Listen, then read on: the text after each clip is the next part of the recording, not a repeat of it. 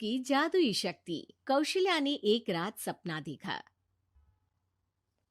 कौशल्या राजपूत, तुमने किए हैं जीवन में अच्छे अच्छे कर्म, इसलिए अब से जब तुम चाहो गायब हो सकती हो, जिसके लिए तुमको सिर्फ चुटकी बजानी होगी और चुटकी बजाते ही तुम गायब। बस एक बात का ध्यान रखना, जहां तुमने कोई गलत काम किया तुमसे ये शक्ति वापस ले ली जाएगी। कौशल्या की नींद टूट जाती है। ये कैसा सपना था? गायब हो जाऊंगी मतलब? हे भगवान, कंबल ओढ़ के सो जाती हूँ, सपना कंबल के अंदर नहीं घुस पाएगा। कौशल्या डर के मारे कंबल ओढ़ के सो जाती है। सुबह कौशल्या मंदिर जाने लगती है। अरे बहू, जल्दी चल, भिखारियों को खाना भी तो खिलाना है। हाँ माँ जी, अभी आई। आज तो खीर और पूरी बने हैं, सब खुश हो जाएंगे। दोनों सास बहू कार से खाने का सामान लेकर मंदिर पहुंचते हैं और भगवान की आराधना के बाद मंदिर के बाहर बैठे भिखारियों को खाना खिलाने लगते हैं। दीदी, आप हर हफ्ते आते हो, इतना सारा करते हो हम लोगों के लिए। मैं आपके लिए रोज अलग से दुआ मांगता हूँ।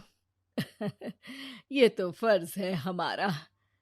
दीदी, थोड़ी पैसों की मदद हो जाती तो अच्छा होता। बड़े चौराहे पे मेरी बीवी भीख मांगती है, उसका इलाज करवाना है, 100-200 रुपए लग जाएंगे। कौशल्या उसी वक्त भिखारी को 500 का नोट दे देती है और दोनों सास बहू वहां से लौटने लगती हैं। तभी कौशल्या को कोई शंका होती है। अब बहू रुक, तो मैं अभी आई। कौशल्या वापस वहीं जाती है तो देखती है कि भिखारी वहां है ही नहीं। कौशल्या को रात का सपना याद आता है। वो चुटकी बजा के गायब हो जाती है और सीधे भिखारी के पास पहुंचती है, पर भिखारी को वो दिखाई नहीं देती। कौशल्या देखती है कि भिखारी उन पैसों से शराब खरीद रहा है और कौशल्या उसे वहीं एक चांटा मारती है। अरे कौन है बे? एक और चांटा पड़ता है। अरे कौन है? कौन है? हिम्मत है तो सामने आओ। भिखारी को झूठ बोलने पर तड़ातड़ चांटे पड़ते हैं। वो वहां से भाग खड़ा होता है। कौशल्या चुटकी बजा के वापस बहू के पास आ जाती है और मन ही मन सोचती है, ऐसे तो मैं कितने गलत काम रोक सकती हूँ, कितनी ताकतवर हूँ मैं, किसी को पता भी नहीं चलेगा। सासू माँ, आप क्या सोच रही हो? अब कुछ नहीं, कुछ भी तो नहीं। ठीक है, मुझे ना थोड़े पैसों की जरूरत थी। मेरे कजिन भाई है ना, उनकी तबीयत थोड़ी इधर उधर हो रही है। वो तो खुद से नहीं कहेंगे कि पैसे दे दो, पर बहन होने के नाते मेरा तो फर्ज बनता है ना कि भाई की मदद करूं। अरे हाँ हाँ, ले जाना पैसे। पैसे इसीलिए तो कमाते हैं कि जरूरत में काम आ सके। घर पहुंच के कौशल्या अपनी बहू को 10,000 रुपए दे देती है। कब जाएगी तुम मायके? कल शाम की ट्रेन है। दोनों काम में लग जाती हैं। तभी काम वाली दीदी वहां आती है। आज ना मैं आप लोगों के लिए पनीर बनाऊंगी। ठीक है, मंगवा लेती हूँ पनीर। पड़ोस की दुकान वाला पनीर दे जाता है और काम वाली बाई पनीर से रेसिपी बनाने लगती है। आज अपनी सुपर पावर काम वाली बाई पे ट्राई करती हूँ, देखूं तो सही किचन में करती क्या है ये। सास चुटकी बजा के गायब हो जाती है और किचन में पहुंचती है। बाई को खबर भी नहीं है कि कौशल्या भी किचन में ही है। आज तो मैं भी पनीर की सब्जी बनाऊंगी रात को अपने घर, और थोड़ा सा घी भी रख लेती हूँ। वैसे भी कौशल्या बुढ़िया खा खा के मोटी हो गई है। कौशल्या बाई की चोरी पकड़ लेती है और गुस्से में बाई की चोटी ऊपर उठा देती है। बाई को समझ भी नहीं आता कि उसकी चोटी खड़ी कैसे हो गई। वो डर के मारे चीख पड़ती है। बहू भागते हुए किचन में आती है। अरे क्या हुआ? ये तुम्हारी चोटी खड़ी कैसे है? करंट लग गया है क्या? पता नहीं, शायद किचन में ना भूत है। बाई वहां से भाग खड़ी होती है और कौशल्या चुटकी बजा के अपने कमरे में टीवी देखने लगती है। बहू वहां जाती है। माँ जी, किचन में ना भूत है, बाई भाग गई। अरे भागने देना, भूत का तो पता नहीं, किचन में चोर जरूर था और वो थी अपनी काम वाली। अच्छा हुआ चली गई। बहू को कुछ समझ नहीं आया। उसने किचन में जो देखा उसके सदमे में जो थी वो अभी तक। अगले दिन बहू अपने मायके के लिए निकल जाती है। कहीं भिखारी और काम वाली की तरह बहू भी तो मुझे धोखा नहीं दे रही। अरे कहीं वो पैसे ले जाके शॉपिंग तो नहीं करने वाली ना। अभी पता लगाती हूँ मुझसे कुछ छिपा है भला।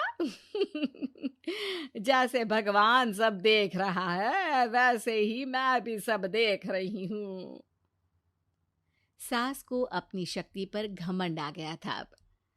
वो अब अच्छे काम करने की जगह अपनी शक्ति का इस्तेमाल खुद का शक मिटाने के लिए कर रही थी। वो चुटकी बजाती ही बहू के मायके चली जाती है। भैया, आपने बताया क्यों नहीं कि इतनी तबीयत खराब है? अरे तेरी सास बूढ़ी हो गई है, इतना भला काम करती है, उनकी मदद कौन करता है? यहाँ तो और भी लोग हैं ना। भैया, मेरे पास कुछ पैसे हैं, आप दूसरे डॉक्टर को दिखा दीजिए ना। अरे मुझे लगता है कि मेरा टाइम आ गया है, मुझे जाना होगा। कमरे में भाई की आत्मा को लेने यमदूत आ चुके थे। कौशल्या भले ही किसी को नहीं दिख रही थी, पर यमदूत ने उसे देख लिया। यही आत्मा है शायद, परछाई दिख रही है, पहले ही तैयार खड़ी है। अरे आप कौन हो? यमराज का नाम सुना है? हैं? आप यमराज हो क्या? नहीं, हम उनके यहाँ जॉब करते हैं, आत्मा उठा के ले जाते हैं डिलीवरी वाले। चलो अब तुम्हारा टाइम पूरा हो गया। अरे आप शायद ना वो बिस्तर पर पड़े आदमी की आत्मा को लेने आए हो। मैं तो बस यहाँ देखने आई थी कि मेरी बहू कहीं मुझसे पैसे लेकर शॉपिंग करने तो नहीं चली गई ना। मतलब तुम्हारे पास शक्ति है गायब होने वाली? हाँ। तुम ऐसे तुच्छ काम में उपयोग कर रही हो ऐसी दिव्य शक्ति का। अब तो तुमको ही लेके जाऊंगा। अरे नहीं नहीं, कल मुझे किटी पार्टी में भी तो जाना है। अब नरक में ही करना किटी पार्टी। नहीं नहीं नहीं। 3 बार नहीं क्यों बोल रही हो? टीवी सीरियल चल रहा है क्या एकता कपूर का? अरे प्लीज मुझे जाने दो। आप तो उस बीमार आदमी की आत्मा को लेने आए थे ना।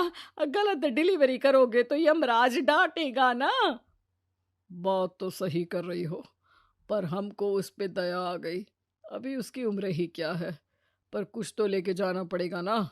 एक काम करो, अपनी शक्ति दे दो, गायब होने वाली। हैं? अरे क्यों?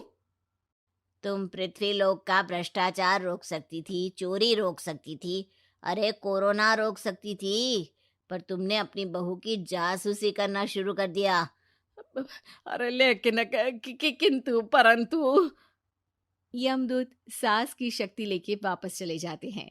कौशल्या की परछाई हवा से नीचे गिरती है और जमीन पे आते आते कौशल्या का शरीर सामने आ जाता है। अरे लग गई, कितने ऊपर से फेंका। माँ जी, आप यहाँ ऊपर से कैसे गिरी? अरे समधन जी, आप अचानक कमरे में। सब घबरा जाते हैं। सास बहू को सारी बात बता देती है। ये लो आपके 10,000 रुपये। आपको मुझ पे इतना भी भरोसा नहीं है? अरे बहन, मुझे दर्द नहीं हो रहा है, अब अचानक से सब अच्छा होने लगा है। अरे तो फिर बिस्तर से उठ जाओ और मुझे लेटने दो। गिरी हूं ऊपर से तो पूरा बदन दुख रहा है। भाई को तो यमदूत ठीक करके जाते हैं, पर कौशल्या देवी दर्द के मारे बिस्तर पर आ जाती हैं।